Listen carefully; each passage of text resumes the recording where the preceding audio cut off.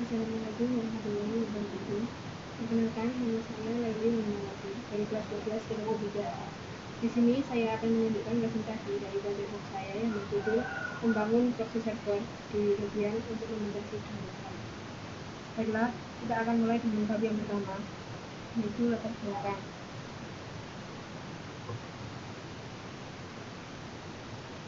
Alasan saya memilih proyek ini adalah yang pertama, pada saat terdapat wifi gratis yang berada di sekolah ataupun di tempat-tempat umum, kebanyakan dari klien akan melakukan proses download file yang filenya sendiri berukuran sangat besar, sehingga bandwidthnya akan terkuras lebih banyak atau terjadi pemborosan bandwidth yang berakibat pada akses internet yang lebih lama.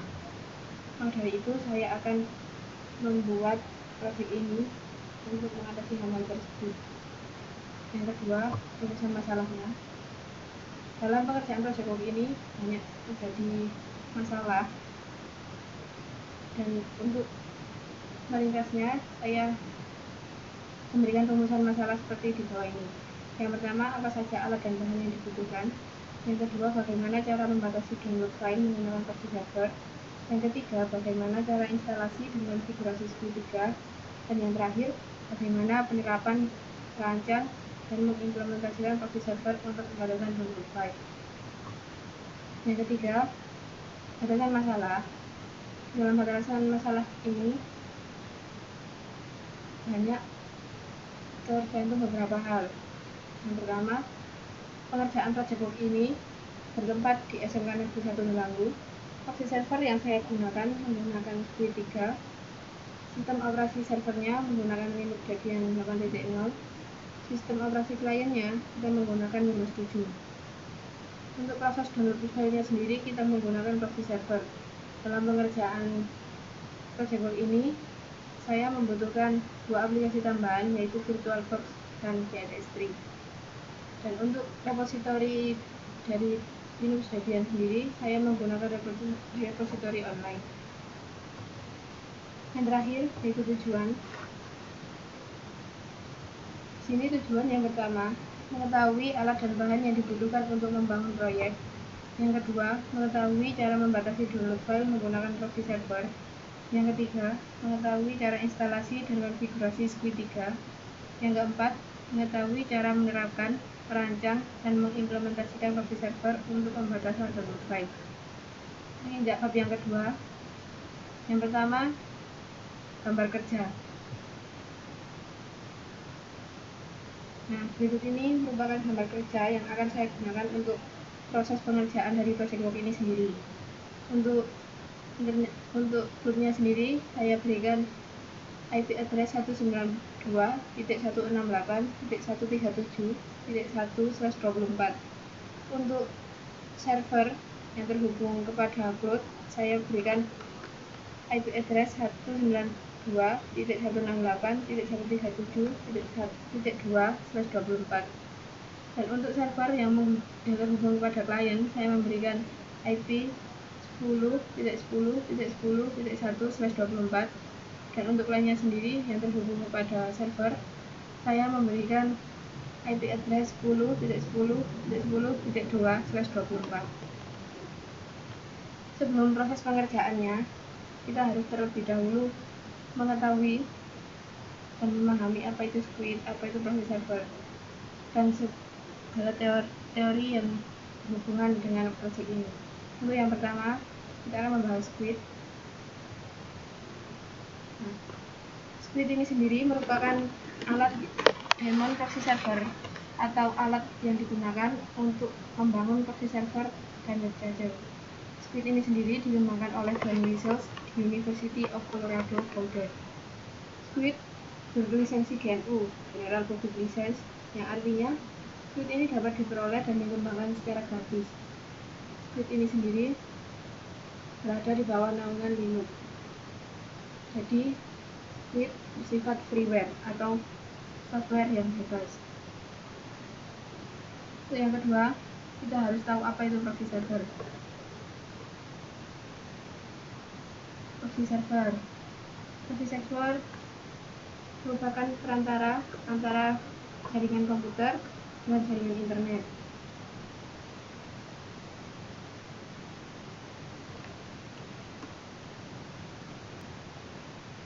Atau dalam kata lain, proxy server adalah satu jaringan yang menjadi perantara antara jaringan lokal dan jaringan internet.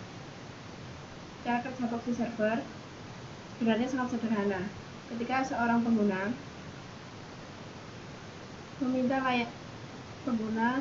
meminta layanan seperti berkas, file, ataupun yang lainnya, maka proxy server akan meneruskannya menuju ke sumber internet. Seolah-olah proxy server itu yang meminta. Dan dalam menjawab permintaan dari klien, internet akan memberikan layanannya kepada proxy server dan proxy server meneruskannya ke klien. Secara umum manfaat proxy server ada dua. Yang pertama, meningkatkan kinerja jaringan. Meningkatkan kinerja jaringan ini dapat berupa limit bandwidth, limit akses. Dan untuk yang kedua, yaitu filter permintaan. Filter permintaan ini sendiri dapat kita lihat dari layanan proxy server, yaitu blokir website maupun blokir situs ataupun blokir pengguna.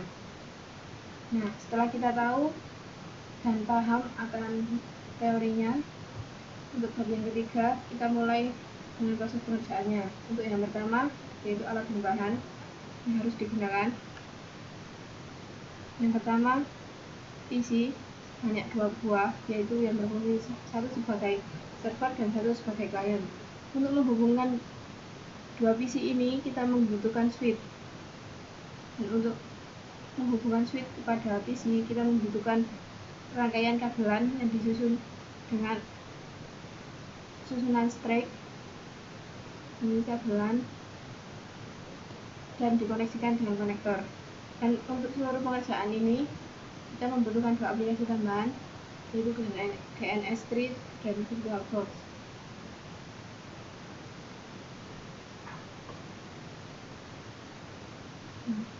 Untuk proses kerja yang harus kita tempuh,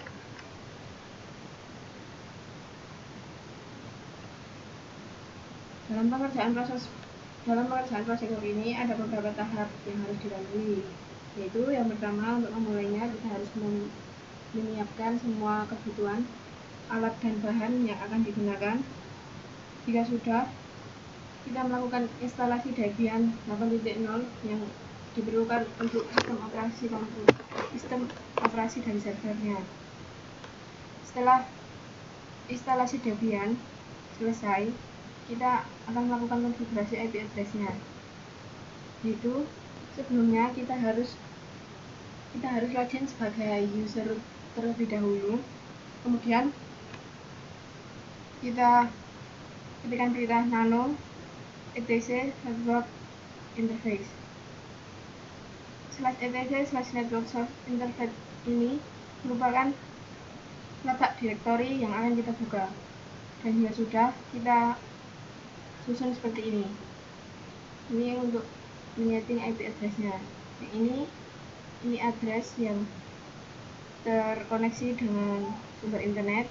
Yang ini address untuk yang terkoneksi dengan klien.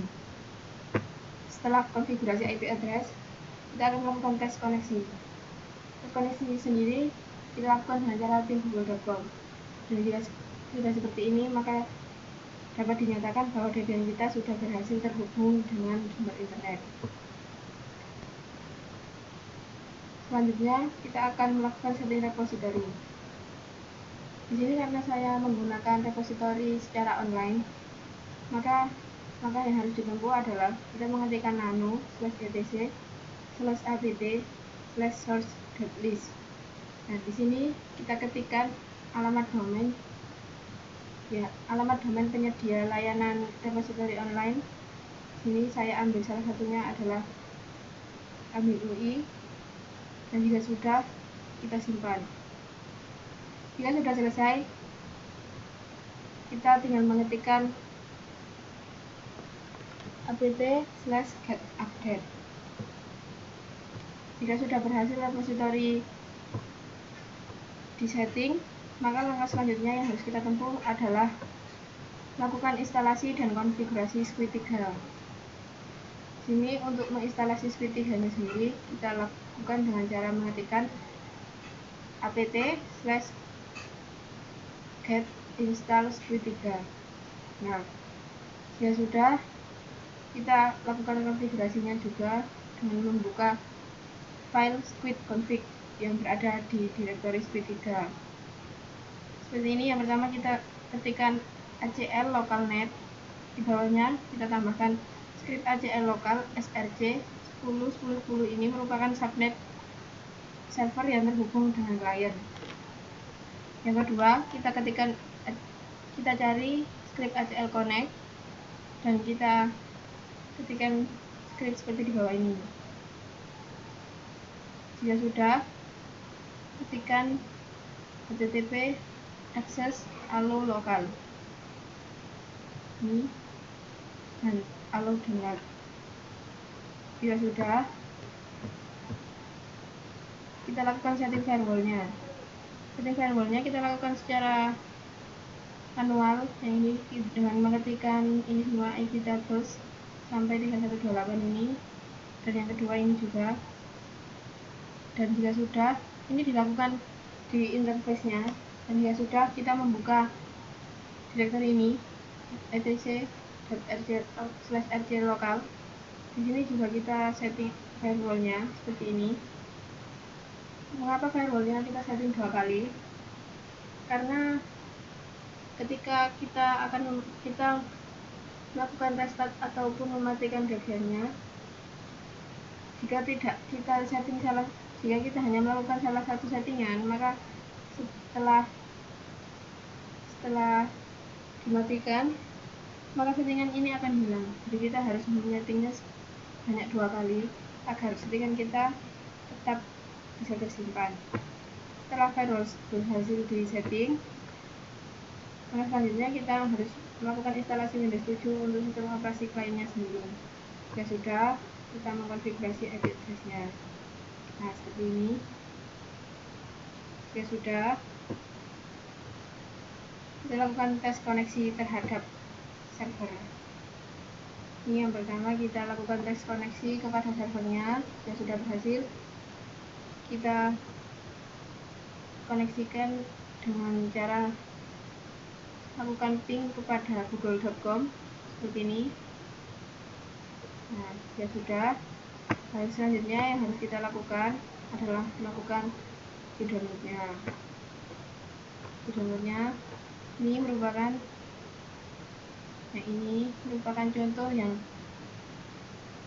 tidak dibatasi, yaitu ketika kita mendownload satu file dengan ukuran yang lebih dari 5 MB, maka kecepatannya akan dapat melebihi dari 10 kbps. Namun ketika sudah dibatasi, ketika kita akan mendownload file yang besarnya lebih dari 5 MB, maka bandwidth yang kita terima hanyalah kurang dari 10 kbps.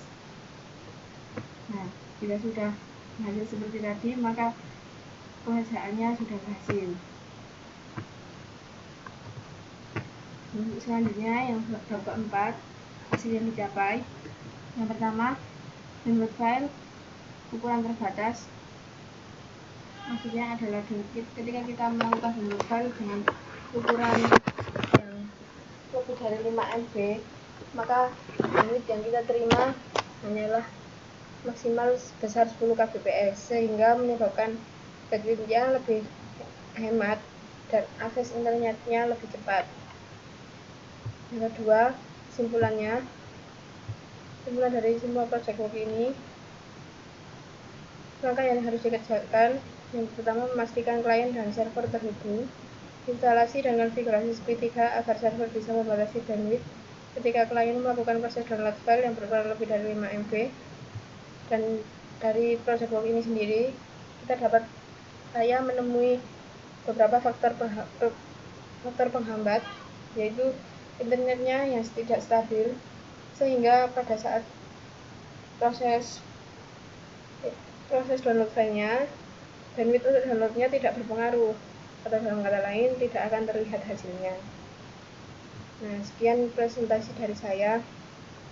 Jika ada salah kata ataupun banyak kekurangan, saya mohon maaf. Wassalamualaikum warahmatullahi wabarakatuh.